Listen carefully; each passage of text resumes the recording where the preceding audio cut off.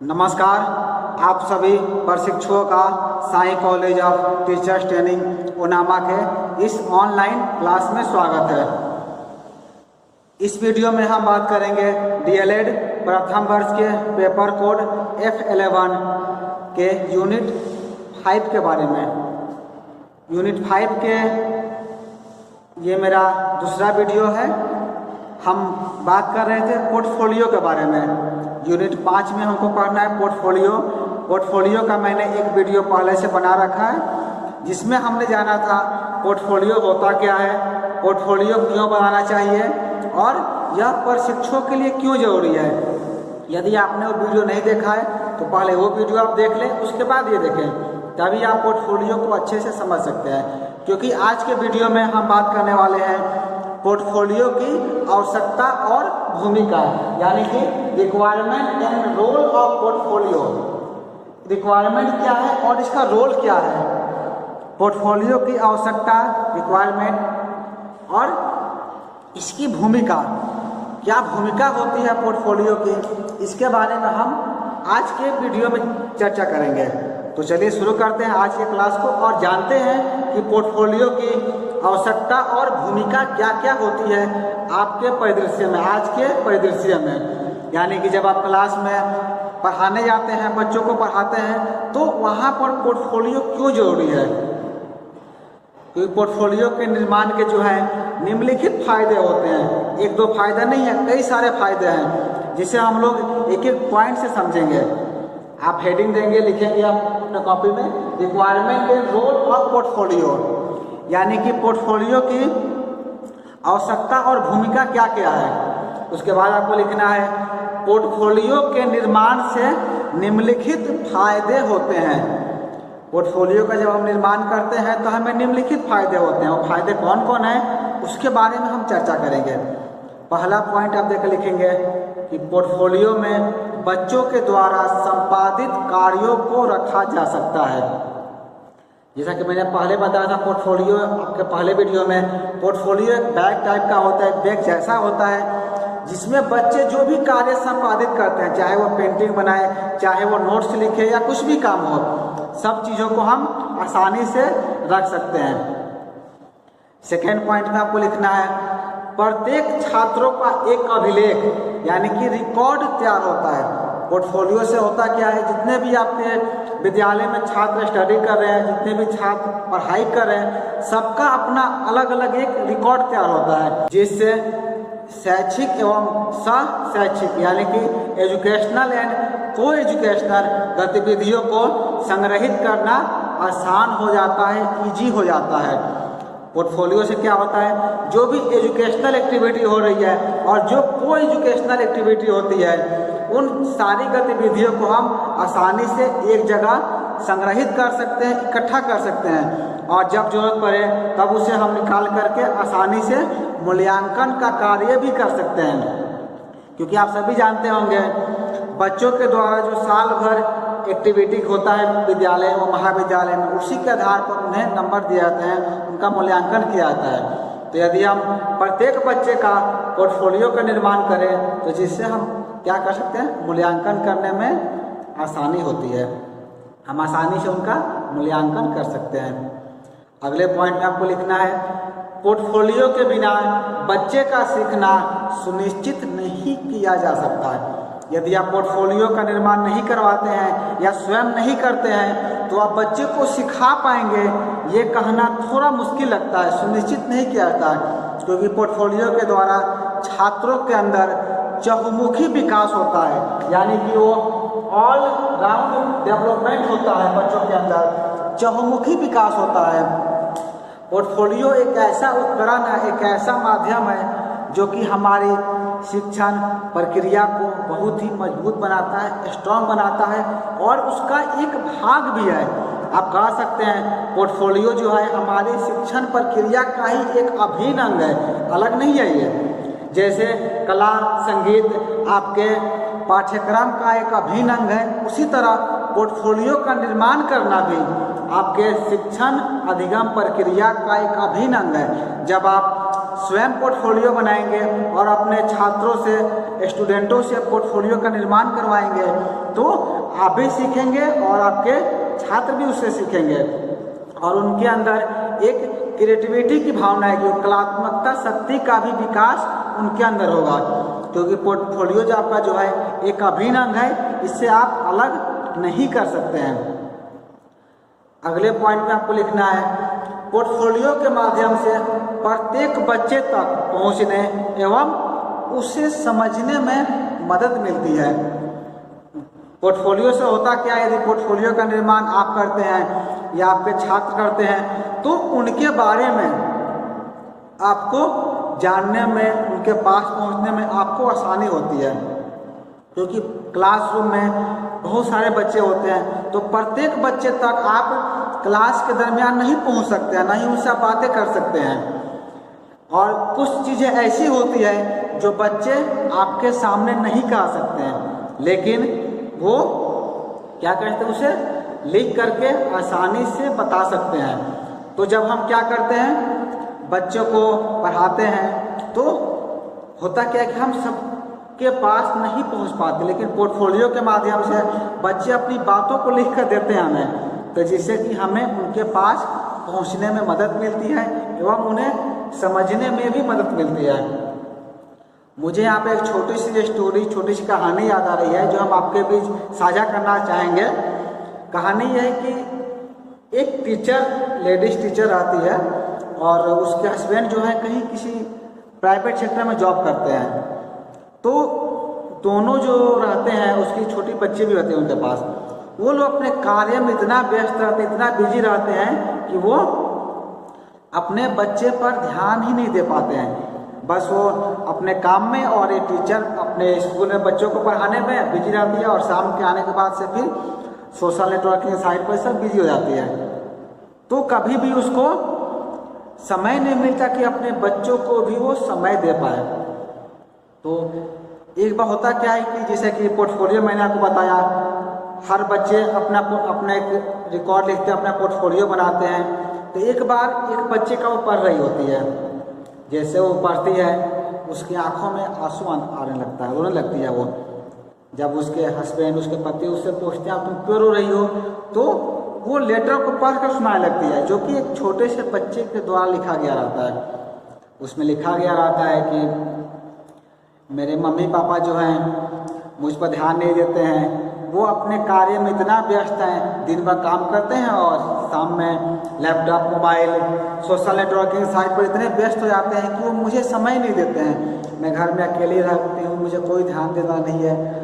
तो सब चीज़ें पढ़ते हैं तो उसके हस्बैंड बोलते हैं कि इसमें रोने की क्या बात है, हम अगले दिन या तुम अगले दिन जब भी आपके विद्यालय, तुम्हारे विद्यालय में जब टीचर एंड पेरेंट्स मीटिंग होगा तो उसके माता पिता को बुलाना और समझाना उसे कि आप अपने बच्चे पर विशेष ध्यान दीजिए, आप social networking site, laptop, mobile का यूज कीजिए, लेकिन ज़रूरत के अनुसार ही आपको बच्चे पर भी ध्यान देना चाहिए।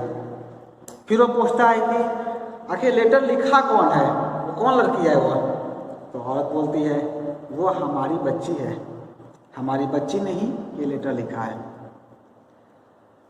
तो इस कहानी से हम समझे कि बहुत ऐसी बातें होती है जो बच्चे कह नहीं पाते हैं, लेकिन उसे वो लिख करके आपके सामने दे सकते हैं। तो जब भी हम पोर्टफोलियो बनाएंगे, जब भी हम लिखवाएंगे, तो जो भी बातें हैं जो आप तक वो नहीं पहुंच पा रही थी, आप तक नहीं कह रहे थे, उन्हें आप आसानी से समझ सकते हैं। आप बच्चों को समझेंगे, बच्चे आपको समझेंगे। चूँकि आप लोग अभी डीएलएड प्रथम वर्ष में हैं, जब आप लोग डीएलएड सेकेंड ईयर में जाएंगे तो सेकेंड ईयर में एक पेपर है जिसका पेपर कोड है S4 में हम सभी को पढ़ना है स्वयं की समझ। S4 में आप पढ़िएगा स्वयं की समझ, अंडरस्टैंडिंग द सेल्फ, जिसमें हम इसके बारे में और विस्तार से जानेंगे कि हम अपने आप को कैसे समझ सकते हैं। एक टीचर बनने के लिए आपको अपने आप को समझना होगा। इसके बारे में जब आप सेकेंड ईयर में जाएंगे, डीएलएड सेकेंड ईयर में, तो वहाँ पर स्वयं की समझ पेपर के अंतर्गत सब चीज़ें आपको विस्तार से पढ़ेंगे वहाँ पर। अगले पॉइंट की हम बात करते हैं पोर्टफोलियो में, तो इसके द्वारा बच्चों के विभिन्न पहलुओं का विश्लेषण किया जा सकता है। बच्चों के जितने भी पहलू हैं, हर पहलू का आप विश्लेषण कर सकते हैं। जैसा कि हमने कहानी में भी अभी सुना कि बच्चे का जो भी इमोशन था, जो भी भाव था, उन्होंने पत्र के माध्यम से लिख करके बताया उसे। तो और भी जितने भी पहलू होते हैं बच्चों के, उन सब चीज़ों को हम आसानी से जान सकते हैं पोर्टफोलियो के माध्यम से। और इसके अलावा छात्रों की विभिन्न गतिविधियों में शामिल होने की प्रक्रिया का अवलोकन के साथ साथ उसका विश्लेषण भी किया जा सकता है। यानी कि साल भर में आपके विद्यालय में कितने कार्यक्रमों का आयोजन किया गया, किन किन गतिविधियों का आयोजन हुआ और किस गतिविधि में किस बच्चे ने पार्टिसिपेट की और उनका प्रदर्शन कैसा रहा, इसके बारे में भी आप आसानी से विश्लेषण कर सकते हैं। अगले पॉइंट में आपको लिखना है कि लक्ष्य समूह का निर्धारण होने के साथ साथ उन पर शिक्षकों के द्वारा किए गए कार्यों का विवरण भी प्राप्त होता है। उनका लक्ष्य तो निर्धारित होता ही है और साथ ही साथ जो टीचर है, जो शिक्षक है, वो उन पर कितना मेहनत की है, उन्हें क्या सिखाए और बच्चों ने क्या सीखा, इसके बारे में भी विवरण हमें प्राप्त होता है। यानी कि बच्चों के हॉबी डायरीज को देख करके, पोर्टफोलियो को देख करके हर व्यक्ति उनसे सीख सकता है कि उनका क्लास में प्रदर्शन कैसा रहा है, कैसी एक्टिविटी कर रहे हैं, ये सब चीज़ें आप जान सकते हैं। अगले पॉइंट में आपको लिखना है पोर्टफोलियो अभिभावकों और समुदाय के लिए काफ़ी मददगार होता है। जैसे मैंने कहा था कि जब हम पोर्टफोलियो पढ़ते हैं तो हर चीज़ हमको पता चलती है कि बच्चे जो है क्या चाहते हैं, क्या कहना चाहते हैं, उनकी इच्छा क्या है, इन सब के बारे में आप जान सकते हैं। आप एक एज अभिभावक हैं, आप गार्जियन हैं, तो आप समझ सकते हैं, आप एक टीचर के रोल में समझ सकते हैं। और जो हमारा समुदाय है, जो समाज है, उन समुदाय से बच्चे की इच्छा क्या है, वो सब चीज़ें भी आप प्राप्त कर सकते हैं। अगले पॉइंट में आपको लिखना है इसी में कि समुदाय कम्युनिटी में सही शिक्षा का अर्थ प्रसारित करने में भी पोर्टफोलियो की महत्वपूर्ण भूमिका होती है। जो हमारा कम्युनिटी है, जो हमारा समाज है, उसमें एक सही शिक्षा, बढ़िया एजुकेशन को प्रसारित करने में भी पोर्टफोलियो की भूमिका बहुत ही महत्वपूर्ण होती है। विशेषकर उन जगहों पर जहां अब भी बच्चों पर कड़े अनुशासन और रटने को ही शिक्षा समझा जाता है।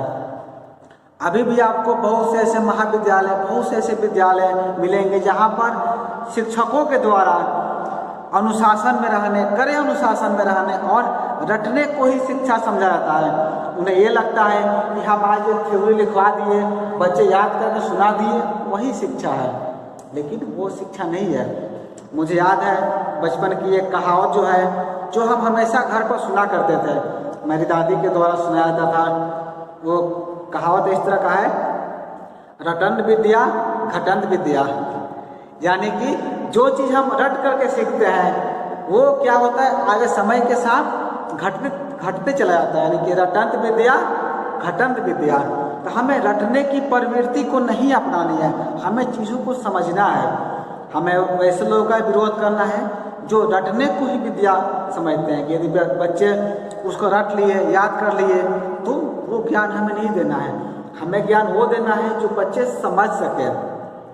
और रटा हुआ चीज़ आप भूल सकते हैं, लेकिन समझा हुआ चीज़ आप नहीं भूल सकते हैं। और पोर्टफोलियो के माध्यम से ही बच्चों के अंदर पनप रहे गुणों को लगातार देखते रहने से समाज से बच्चों और शिक्षा के प्रति नज़रिए को भी बदला जा सकता है। बच्चों के अंदर जो गुण पनप रहे हैं, बच्चे जिस ओर जाना चाहते हैं, यदि उनके हम पोर्टफोलियो को लगातार देखेंगे, बार बार समझेंगे, तो हमारा समाज, सोसाइटी और एज ए गार्जियन हर कोई समझ सकता है कि बच्चों का नज़रिया क्या है, वो बनना क्या चाहते हैं, किस ओर जाना चाहते हैं, उनकी रुझान किस क्षेत्र में है।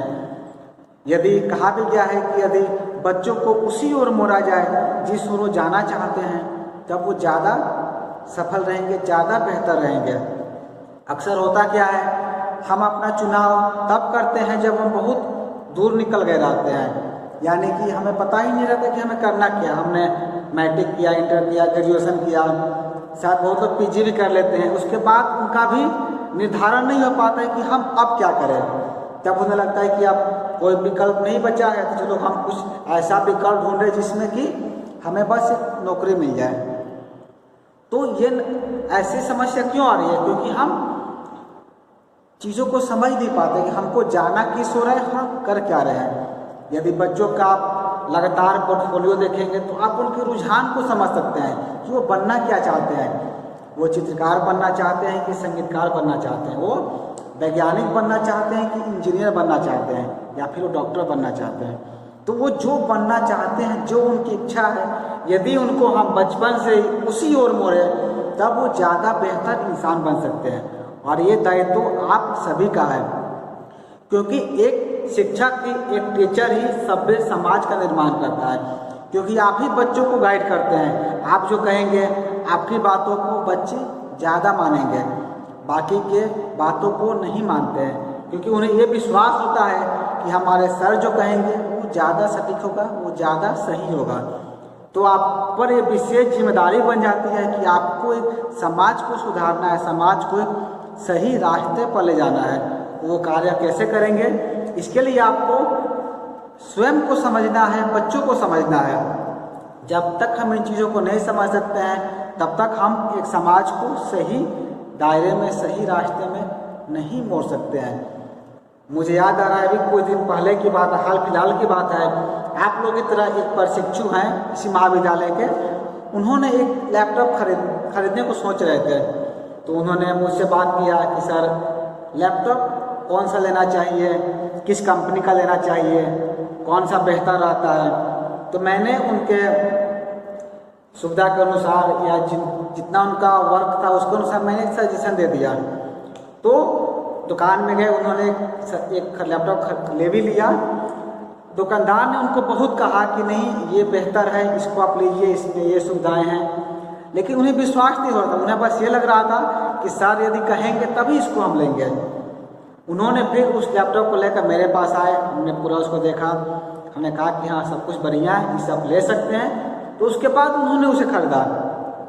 यानी कि आप देख सकते हैं कि जो चीज़ आप कहते हैं, एक टीचर कहता है, उस पर बच्चे ज़्यादा विश्वास करते हैं। तो आपकी बातों को ज़्यादा लोग मानेंगे, ज़्यादा समझेंगे। तो इसीलिए आप पर ये बहुत बड़ा दायित्व बनता है, बहुत बड़ा रोल आपको अदा करना होता है समाज के लिए। तो एक एज ए टीचर, आप शिक्षक हैं, तो ये दायित्व का भी निर्वहन आपको करना है कि आप समाज को किस ओर ले जा रहे हैं, अपने दायित्वों की पूर्ति आप किस तरीके से कर रहे हैं। क्योंकि आपका एक गलत निर्णय एक बच्चे के पूरे भविष्य को भी खराब कर सकता है, और आपका एक बेहतर निर्णय बच्चों के भविष्य को उज्जवल कर सकता है। तो इस वीडियो में हमने जाना पोर्टफोलियो के बारे में, पोर्टफोलियो की उपयोगिता क्या है, यूजेस क्या है, और एक शिक्षक का दायित्व क्या होता है, इस सब के बारे में हम चर्चा किए। इस वीडियो में इतना ही। हम अगले वीडियो में डीएलएड प्रथम वर्ष के बाकी यूनिट को लेकर आएंगे। धन्यवाद।